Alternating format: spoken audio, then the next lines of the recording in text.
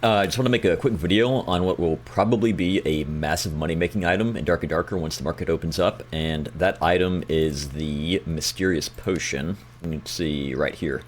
You may have noticed this wipe that none of the quests actually require you to have looted items for them. If I could find a quest that isn't complete.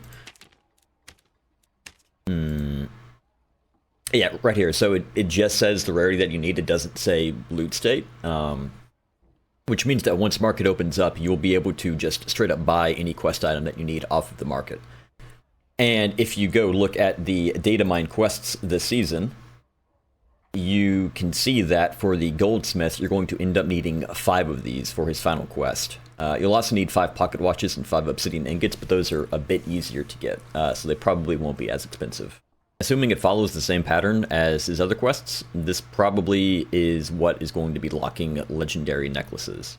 The potion itself can be found from killing dread spines in Inferno. Last season it was about a 10% drop rate in High Roller, which isn't the worst, but there's only 2 modules in Inferno that they're guaranteed to spawn in, and 1 module where they have a 1 out of 3 chance to spawn in.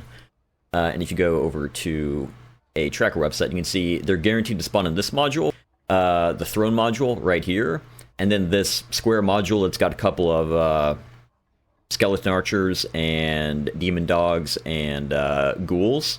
It has a 1 out of 3 chance spawning in the middle. It can either be a Dreadspine, a Abomination, or a Cerberus.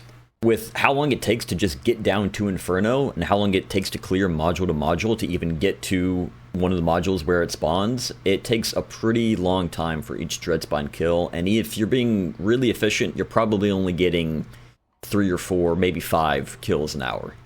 And that's assuming that you're not contested at all. Once these quests actually come out and more people realize that you need this potion and where it comes from, it's going to be much harder to actually get the kills uncontested. The item quality itself is legendary, so High Roller should be by far the best mode for actually farming it.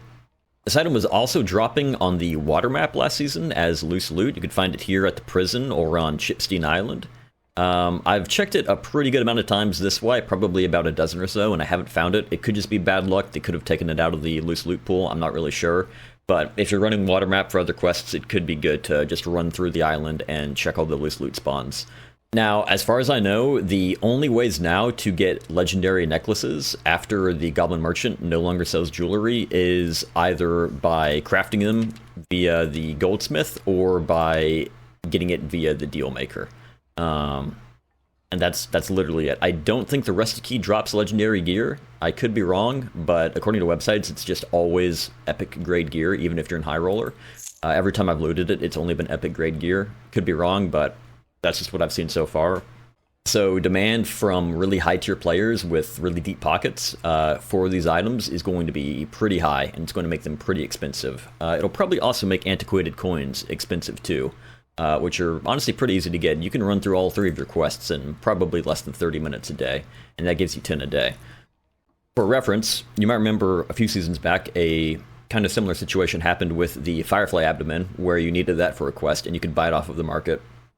And when that quest initially dropped, the abdomen was worth about 6,000 or 7,000 gold. And people that already had bought up a ton beforehand, or people that were farming golems beforehand, were able to make a killing off of it before demand sort of subsided over the next few weeks.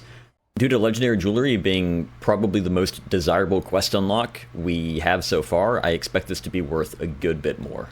The fact that you need 5 of these instead of just 1, and the fact that legendary jewelry is probably going to be way more desirable than whatever the abdomen unlocked, I think it may have been weapons, I expect the potions to be worth a lot more money. Probably 5 figures, if not substantially more.